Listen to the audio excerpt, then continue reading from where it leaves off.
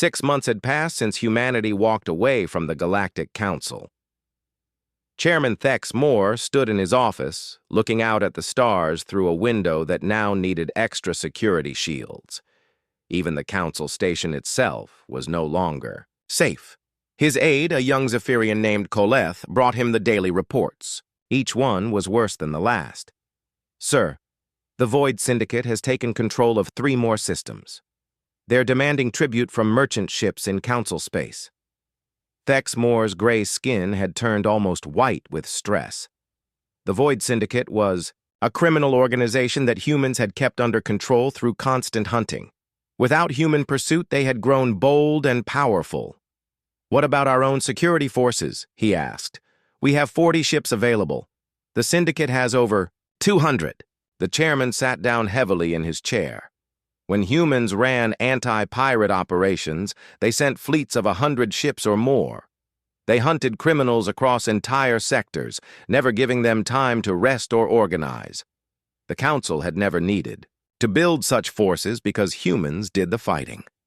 Across the galaxy, Captain Ryan Brooks was learning just how much the situation had changed. His merchant convoy was traveling through what used to be safe council space. Now it was a war zone. "Captain," called Lieutenant Pete Wilson from the sensor station, "I'm reading 12 ships moving to intercept us. Configuration matches Void. Syndicate raiders." Ryan studied the tactical display. His convoy had 4 cargo ships and 2 escort frigates. The raiders had them outnumbered and outgunned. "Open a channel to Admiral Parker on Earth. The communication came through on the emergency. Frequency." Admiral Parker's face appeared on the main screen, transmitted across hundreds of light years. "Captain Brooks, report." "Admiral, we're about to be attacked by Syndicate forces in the Vega system. They're demanding we surrender our cargo and pay tribute for safe passage." Parker's expression did not change. "Are any of your ships or crew in immediate danger?" "Not yet, ma'am, but they will be if we refuse their demands."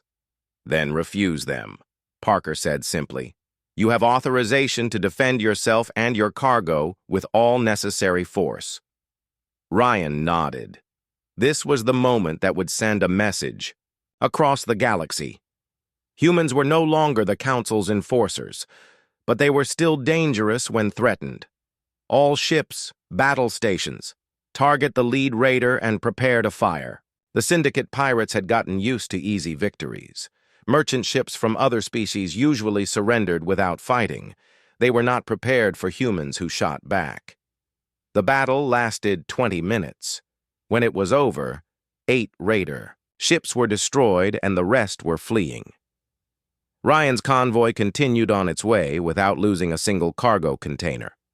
On the council station, emergency sessions were being held every day. Representatives who had once seemed so confident now looked desperate and afraid. Veltar, the Zephyrian who had led the vote to censure humanity, stood before the assembly. His crystal body had lost its bright shine and now looked dull and cracked. "Fellow council members, we must face reality. Our civilization is collapsing." "The Zephyrian speaks truth," said the Depths Dweller representative. Her aquatic tank showed signs of poor maintenance, with algae growing on the glass.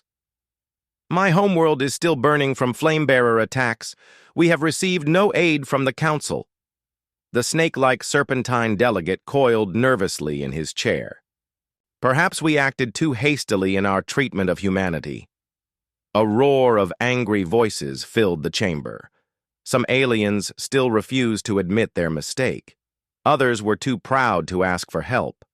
But more and more were starting to understand the truth. Chairman Thex Moore called for order. "The question before us is simple. Do we try to rebuild our own military forces, or do we attempt to repair our relationship with humanity?" "Rebuild?" asked the insectoid hive representative. "That would take decades. We do not have decades." She was right. The military forces that humans had built over centuries could not be replaced quickly. Human ships were faster, their weapons more advanced, their tactics more effective. Other species had focused on trade, diplomacy, or science, while humans became the galaxy's warriors.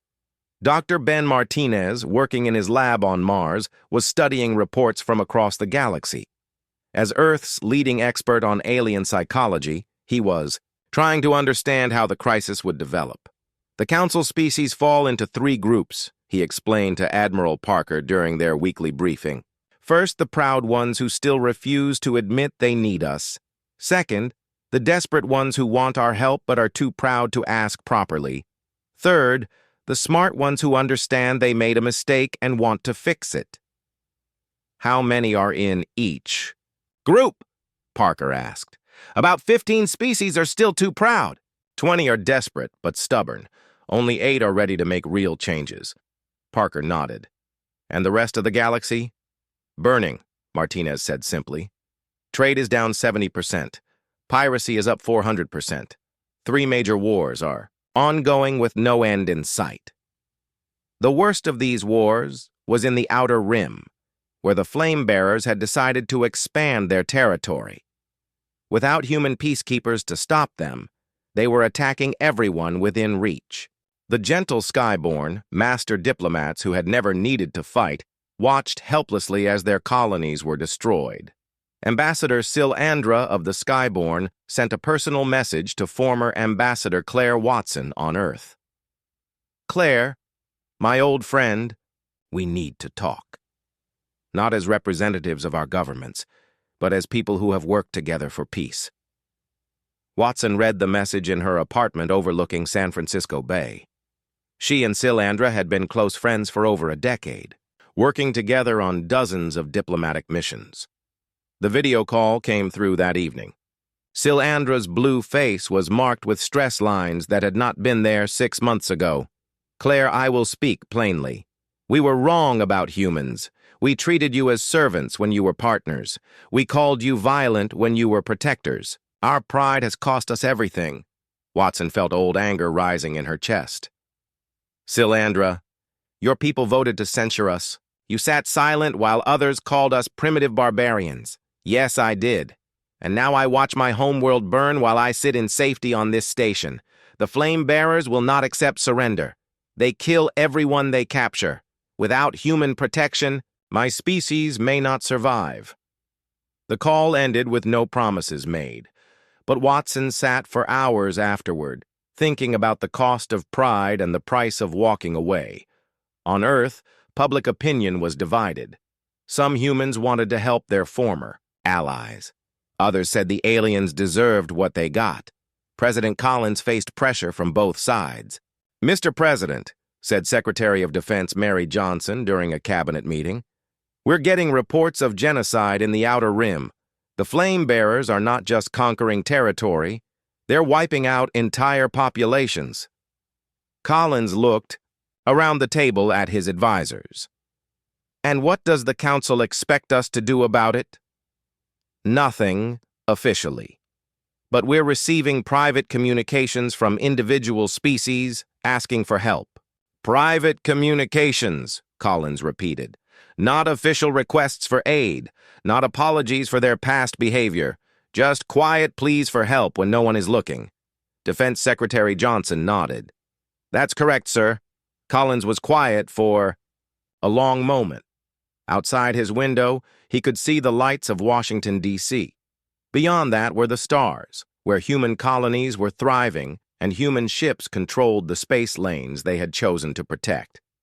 Tell Admiral Parker to prepare. Contingency plans, he said finally. Not for intervention, just in case we decide the galaxy is worth saving after all.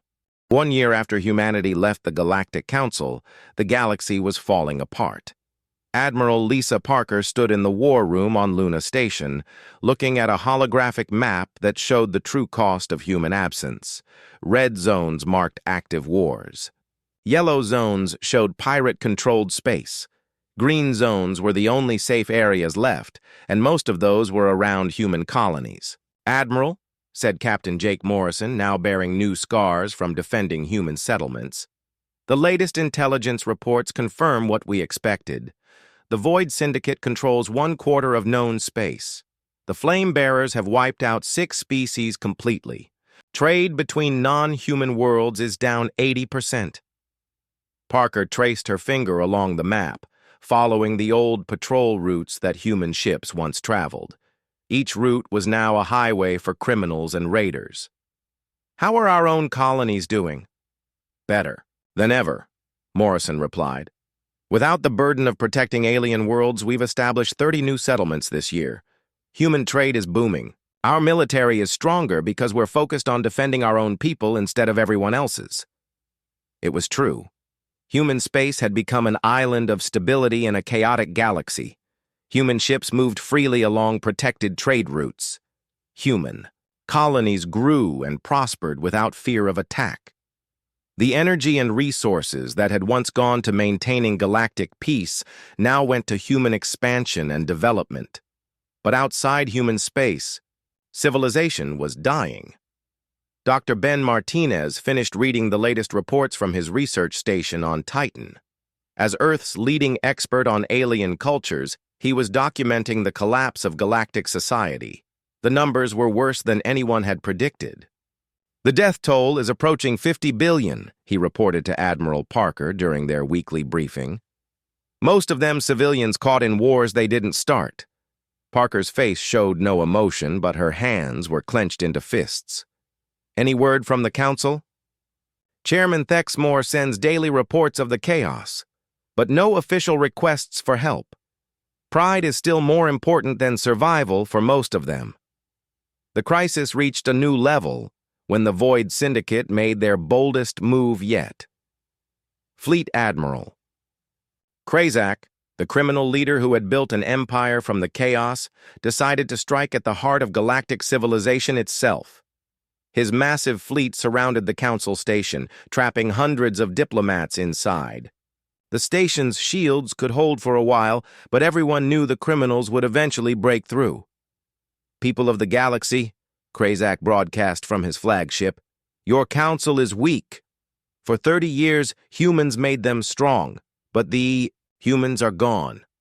Submit to the Syndicate or watch your civilization burn." On the Council station, panic spread through the diplomatic quarters. Representatives who had spent their careers making speeches and signing treaties now faced an enemy that didn't care about words. Chairman Thex Moore stood in the Emergency Command Center, watching Syndicate ships surround his station. His communication officer was trying to reach anyone who might help. "Sir, I've sent distress calls to all Council military forces. The Skyborn can spare 3 ships. The Hive Worlds have 2. The Serpentines offer 1 destroyer. 6 ships against 200, Thexmore said quietly. "What about non-Council forces?" "The only significant military power in the region is human," Thexmore finished. "Yes, I know." Veltar, the Zephyrian delegate who had started the crisis a year ago, approached the chairman. His crystal body was now cracked in several places from stress. "Chairman, we must contact Admiral Parker, officially." "And say what? That we were wrong? That we need the species we called primitive to save us again?" "Yes," Veltar said simply. "Because it is the truth." The debate went on for hours, while Syndicate ships moved closer to the station. Some Council members still refused to ask humanity for help. Others argued that humans would refuse anyway. A few suggested surrendering to the Syndicate, rather than face the humiliation of begging their former enforcers for aid. Captain Tony Richards commanded the human heavy cruiser Independence, currently on patrol near the border of human space. His sensor officer detected the massive fleet around the Council station.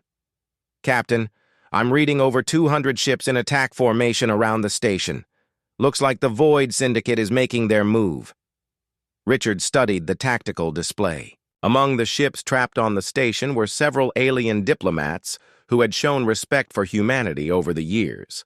Ambassador Syl Andra of the Skyborn had always treated human representatives as equals. The Depths Dweller diplomat had sent personal thanks to human families who lost soldiers protecting his people. "Sir," said his communications officer, "should we report this to Admiral Parker?" Richards was quiet for a moment. Standard orders were clear. Human ships did not intervene in council affairs. But watching hundreds of diplomats die while his ship sat safely in space felt wrong. Send a coded message to Luna Command. Request. Permission to monitor the situation closely. Admiral Parker received the message in her office. She knew what Richards was really asking. Permission to help, even though their orders said not to. Admiral, said General Kate Morrison, we have the power to stop this. The Independents alone could break through the Syndicate blockade. A full battle group could destroy their entire fleet. Parker stood at her window, looking out at Earth in the distance. Down there, President Collins was facing the same choice. Save the people who had betrayed them, or let galactic civilization die to prove a point. What does intelligence say about Syndicate intentions? She asked. They're not interested in negotiation. Krazak wants to execute the Council leadership as an example. He thinks it will convince other systems to surrender without fighting. Parker nodded slowly. And if the Council leadership dies, galactic civilization collapses completely. We'll be looking at decades of warfare and chaos. Billions more will die. The Admiral was quiet for several minutes, studying the tactical reports. Finally, she activated her communicator. Get me President Collins on secure channel. The conversation lasted 20 minutes. When it ended, Parker called an emergency meeting of all human military commanders. The situation has reached a critical point, she told the assembled officers. The Syndicate is about to destroy the Council leadership. If that happens, organized resistance to their expansion ends.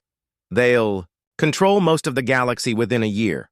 Captain Morrison leaned forward. Admiral, are we going to intervene? The President has authorized contingency planning only. We are not ordered to act, but we need to be ready if we choose to.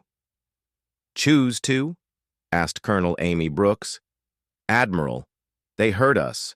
They called us savages while we bled for them. Why should we save people who never appreciated our sacrifice? Parker looked around the room at officers who had lost friends and family protecting alien worlds. She understood their anger because she felt it too.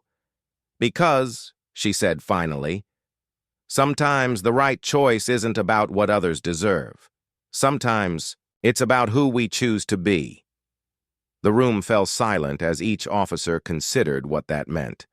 Outside the windows of Luna Station, Earth turned slowly in the darkness, home to a species that had always fought harder for others than for themselves. The question was whether they would do it one more time. Admiral Korthvel stood on the bridge of his flagship, watching Earth through the large viewing screen. The planet looked peaceful from orbit.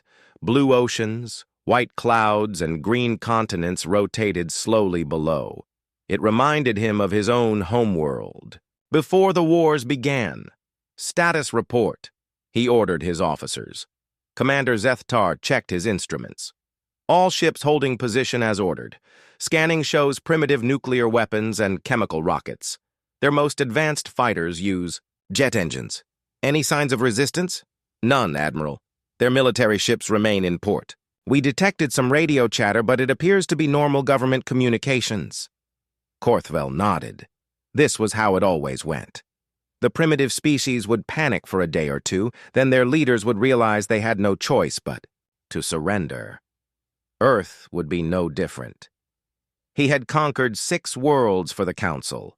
Each time, the pattern was the same. The aliens would see the Council fleet and know they were beaten. Some tried to negotiate, others begged for mercy, but they all surrendered in the end. How much time remains? He asked. 36 hours until the deadline, Zethtar replied. On the planet below, Admiral Korthvel could see lights starting to appear as night fell across Asia. Cities glowed like small stars against the dark surface.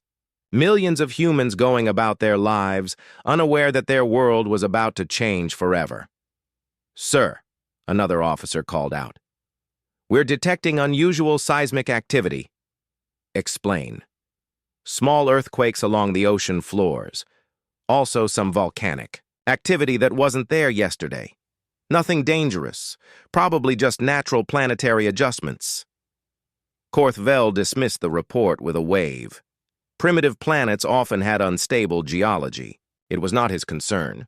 What he didn't know was that deep beneath Earth's oceans, massive machines were rising from the sea floor. Structures the size of mountains moved through the water, powered by technology that the Council had never encountered. Commander Kate Sullivan watched the ocean's surface from her position aboard the submarine Leviathan. Her ship was unlike any submarine in Earth's official navy. It was 3 miles long and powered by fusion reactors that could run for 1,000 years. Range to target? She asked her weapons officer. 200 miles and closing, Captain. The odd. Council ship is directly above us. Kate nodded. Leviathan was one of 40 submarines positioned beneath the alien fleet. Each submarine carried enough firepower to destroy a moon, but they remained hidden beneath layers of advanced stealth technology. Time to surface? 18 hours, Captain. We'll rise with the others when Operation Thunder begins. Above the ocean, fishing boats continued their daily work. The crews were not regular fishermen.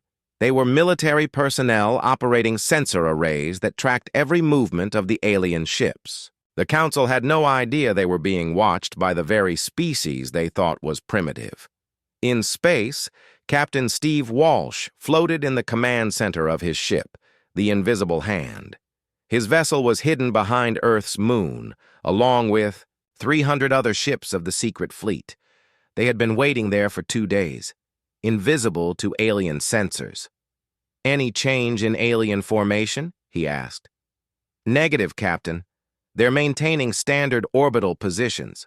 No sign they suspect our presence," Steve smiled. The alien ships were positioned exactly where Earth's military planners had hoped they would be, surrounded by hidden human vessels and unable to detect the trap they had walked into.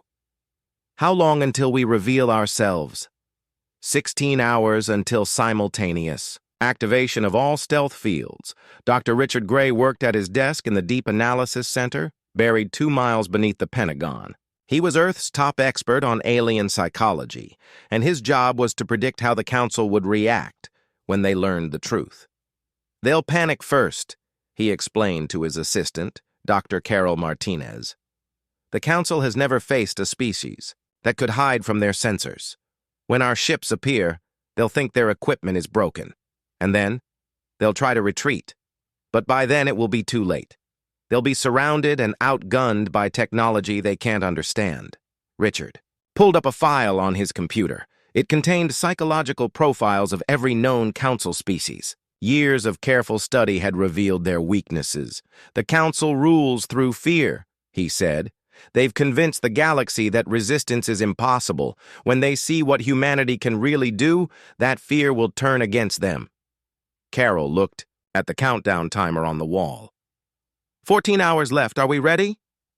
"We've been ready for 3 centuries. On the surface, President Parker stood in the White House Situation Room, surrounded by her advisors. General Bradley reported the positions of all alien ships. Captain Morrison confirmed that Earth's hidden defenses were operational. "Any word from the other world leaders?" she asked. "All confirming readiness," Helen Carter replied. "Every nation is prepared for simultaneous action." President Parker looked at the large screen showing Earth from space. The alien ships looked threatening as they orbited her planet, but she knew the truth. They were not predators circling their prey. They were prey that had walked into the hunter's trap. "Signal all facilities," she ordered. "Begin final preparations." Around the world, hidden bases received the order. In the Amazon, a facility disguised as a research station opened massive doors in the forest floor. Ancient trees moved aside to reveal launch platforms that had been waiting underground for decades. In Antarctica, what appeared to be an ice research station transformed into a military command center. The ice itself was artificial, hiding a complex that could house 1 million people and contained weapons that could crack planets. Beneath the Sahara Desert, sand dunes shifted as hidden structures emerged. The desert had concealed humanity's largest shipyard, where vessels the size of cities had been built in absolute secrecy. Admiral Korthvel noticed none of this. His sensors continued to show a primitive world with simple technology. The humans seemed to be going about their normal activities.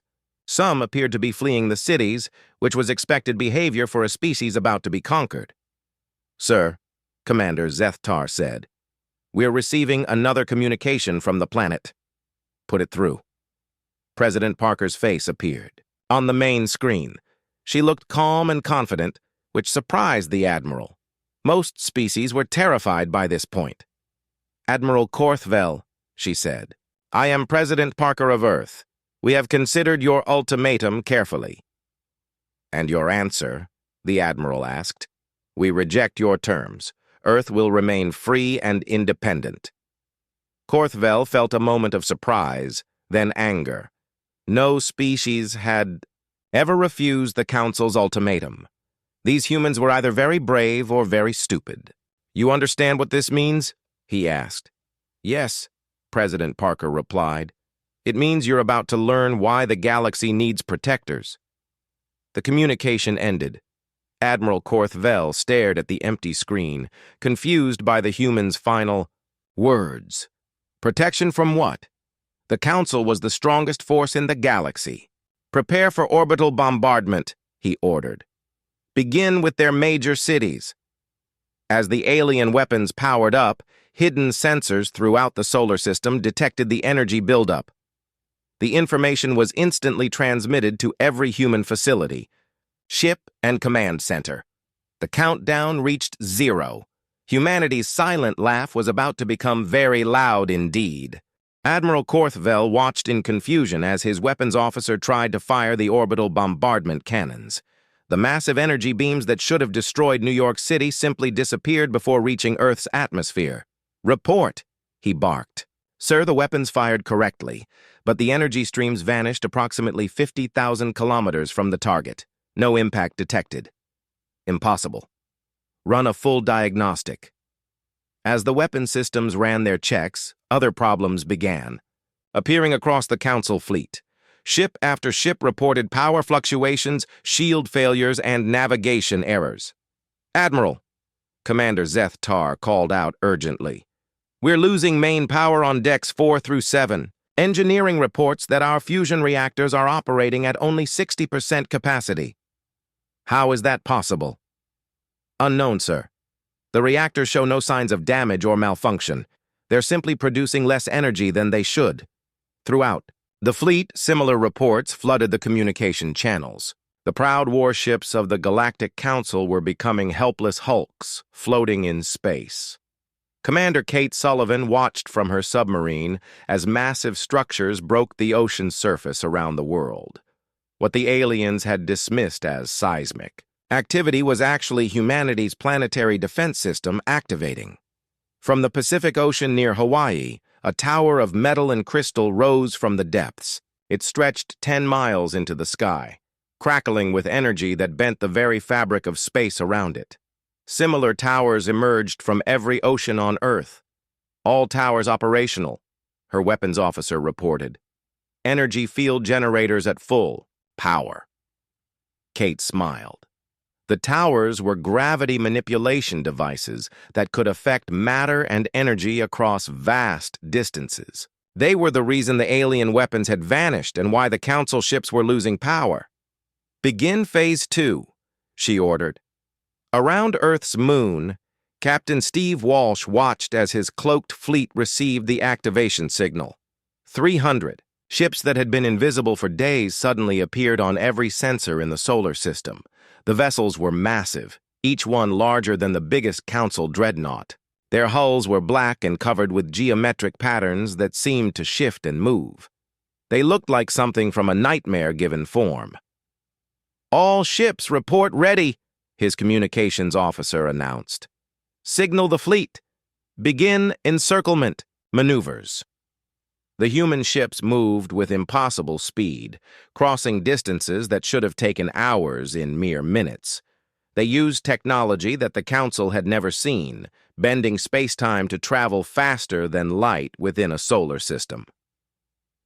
Admiral. Korthvel stared at his tactical display as hundreds of contacts appeared around his fleet. The ships were moving in patterns that defied physics, surrounding the Council vessels from all directions. "Where did they come from?" he whispered. "Unknown, sir. They weren't there a moment ago. Our sensors detected no approach." "What are their weapon capabilities?" The tactical officer worked frantically at his station. "Sir, I can't get clear readings. Their energy signatures are unlike anything in our database." One of the human ships moved closer to Korthvel's flagship. As it approached, the Admiral could see its true size. The vessel was nearly twice as long as his own ship and bristled with weapons that seemed to pulse with dark energy. Then something impossible happened. A voice spoke directly inside Admiral Korthvel's mind. Not through his ship's communication system, but inside his thoughts, as if someone was speaking from within his own head. "Admiral Korthvel," the voice said. It belonged to Captain Jake Morrison of Earth Defense Command. "I apologize for the intrusion, but your communication systems appear to be malfunctioning." The Admiral grabbed his head in shock. None of his species had telepathic abilities. How could a human be speaking in his mind? "This is not telepathy," Captain Morrison continued, somehow hearing the Admiral's thoughts.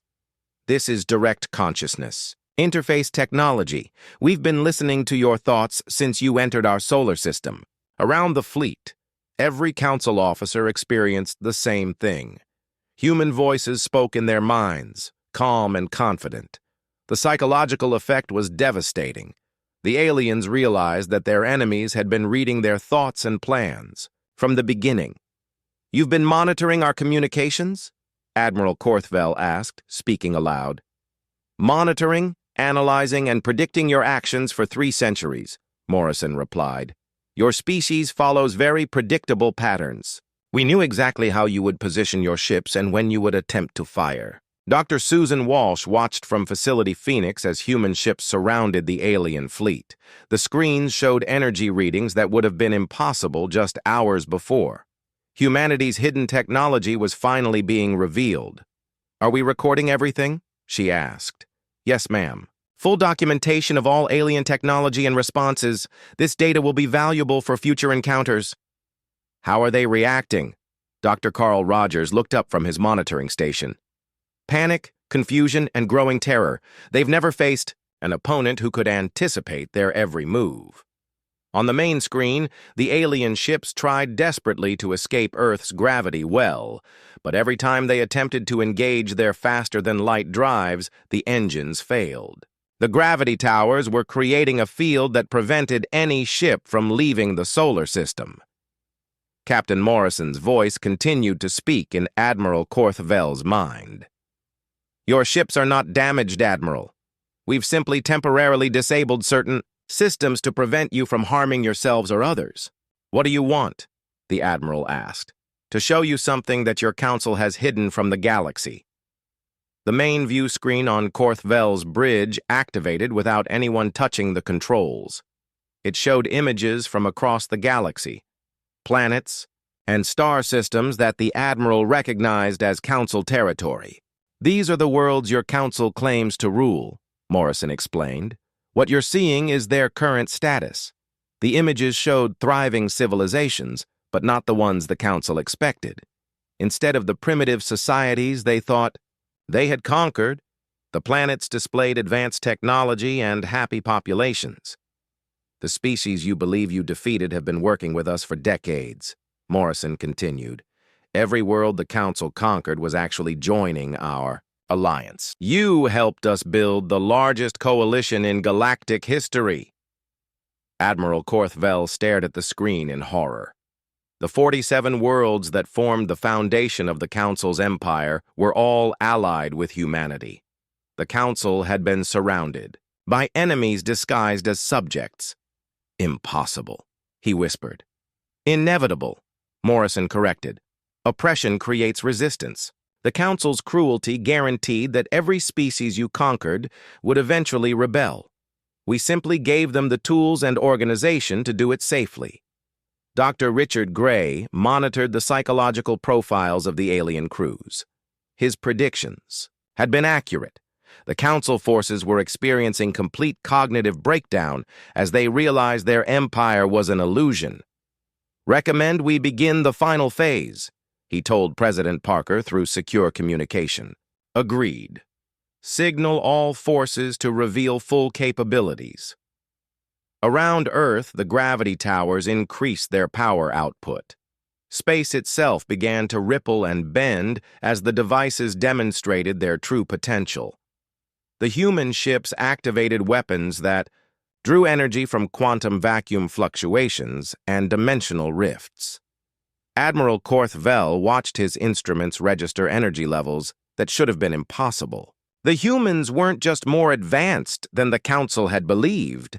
They were operating on principles of physics that the Council's greatest scientists had never imagined. "Admiral," Captain Morrison's voice said gently, "your Council is hereby dissolved. Your ships will be escorted to designated planets where your species can develop peacefully. Do not attempt to resist or flee. You are surrounded by forces you cannot comprehend." The once mighty Council fleet hung powerless in space, their weapons useless and their pride shattered. They had come to conquer what they thought was a primitive world and instead found themselves prisoners of the most advanced civilization in the galaxy. Humanity's 300-year joke was finally complete. The laughing would begin soon. Captain Jake Morrison stood on the bridge of his ship, the Earth's Pride, watching the disabled Council fleet through the main viewer. The alien vessels drifted helplessly in space, their crews struggling to understand what had happened there. Mighty warships. "Sir," his communications officer reported, "we're receiving surrender signals from all 12 Council ships." "Acknowledged. Patch me through to the entire fleet." Morrison's voice reached every alien mind simultaneously through the consciousness interface system. The technology allowed him to speak directly to thousands of beings across multiple species. "Council, forces," he said calmly. "You are now experiencing the reality of galactic politics. For 3 centuries, you believed you ruled the galaxy. In truth, you were being carefully managed by forces you never suspected." Admiral Korthvel felt the human's words inside his thoughts. The sensation was deeply unsettling, but he could not block it out. "What are you?" he asked. "We are humanity," Morrison replied, "but not the humanity you observed on Earth. We are the species that has been protecting the galaxy while you played at being conquerors." Dr. Carol Martinez activated the holographic display system from her research station on Alpha Centauri. Images began appearing throughout the Council ships, showing the true scope of human civilization. The first image showed a map of the galaxy with thousands of stars marked in blue. "These are human colonies," her voice explained through the consciousness interface. "We have been expanding quietly for 8 centuries, establishing settlements in every major star region." Admiral Korthvel stared at the display in shock. The blue markers covered nearly 1/3 of the galaxy. Humanity had not just hidden their advancement on Earth. They had built an empire that dwarfed the Council's territory. "Impossible," he whispered. "Our scouts would have detected such expansion." "Your scouts saw exactly what we wanted them to see," Morrison answered. "Small research stations, mineral extraction operations, and primitive colonies. You never suspected that each research station was actually a major military base. The holographic display changed to show images of human facilities. What had appeared to Council scouts as simple outposts were revealed as massive complexes, housing millions of people and technology beyond imagination. General Paul Anderson spoke from his command center deep beneath the Andes Mountains. His voice joined the consciousness interface network, adding another layer to humanity's revelation. "The Council conquered 47 worlds," he said. "What you didn't know is that we reached those worlds first. When your fleets arrived to demand surrender, the local populations were already our allies. New images appeared showing the liberation of Council-controlled worlds. What the aliens had interpreted as swift victories were actually carefully staged performances. The conquered species had pretended to submit while secretly joining humanity's alliance. Every world that surrendered to your forces was actually choosing to join our protection network, Anderson continued. We gave them advanced technology and defensive systems. When you established your occupation forces, you were really just providing us with detailed intelligence about Council operations.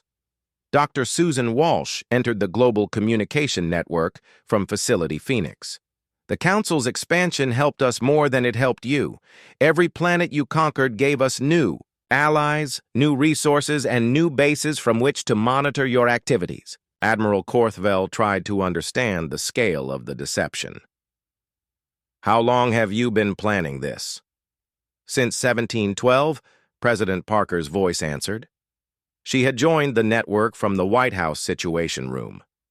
When we detected your first scout probe, world leaders made a decision. Humanity would prepare for the day when the Watchers revealed themselves.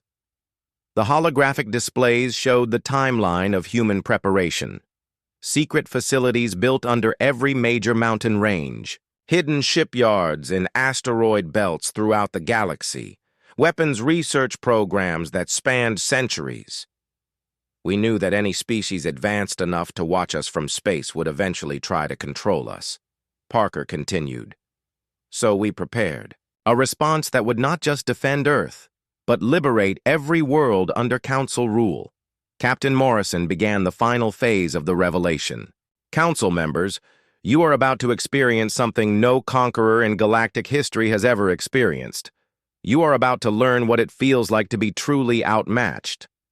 Around the disabled Council fleet, space itself began to change.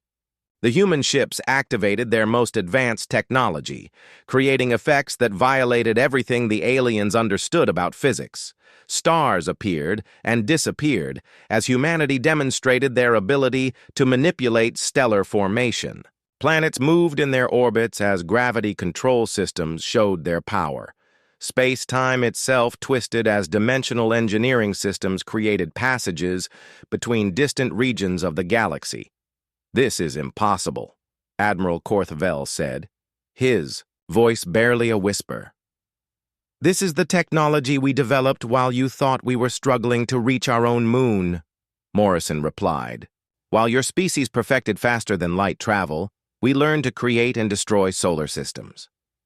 The consciousness interface system expanded to include not just the Council fleet, but representatives from every world that had ever been. Under Council control, millions of voices joined the network as the galaxy's true rulers revealed themselves. People of the galaxy, President Parker announced, the Council's reign of fear is over. You are free to develop as you choose, protected by an alliance that spans half the galaxy and technology that can defend against any threat. The reaction was immediate and overwhelming. Across thousands of worlds, populations that had lived in fear for generations began to celebrate. The consciousness interface carried their joy and relief back to the human ships. And then, something unprecedented happened in galactic history. Every human voice in the network began to laugh. Not cruel or mocking laughter, but the genuine joy of a species that had just completed the greatest practical joke ever conceived. The laughter started with Morrison and his crew, spread to the other ships in the fleet, then to the facilities on Earth and throughout human space. Within minutes, billions of human voices were laughing in perfect harmony through the consciousness interface. The sound reached every mind connected to the network. Council officers heard it. Former subject species heard it. Even the automated systems on human ships seemed to echo with mechanical amusement. For 300 years, Morrison said through his laughter, we pretended to be a primitive species while secretly becoming the most powerful force in the galaxy.